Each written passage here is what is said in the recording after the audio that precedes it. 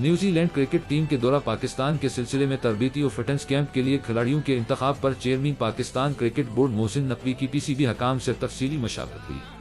Pakistan cricket board के head office में camp के लिए खिलाड़ियों के नामों पर गौर किया गया, जिसमें मोहसिन नकवी ने मेरिट और कारकर्दगी पर खिलाड़ियों का इंतखाब करने की हदायत की। चीफ सेलेक्टर वहाब रियाज ने चेयरमैन को PSL 9 में अच्छी कारकर्दगी दिखाने वाले बल्लेबाजों और बॉलर्स के बारे में रिपोर्ट पेश की। मोहसिन नकवी ने कहा कि PSL 9 में बेहतरीन कारकर्दगी का मुजाहिरा करने वाले खिलाड़ियों को कैंप में शामिल किया जाए। कैंप के लिए खिलाड़ियों के इंतखाब में मेरी सिफारिश भी न मानी जाए।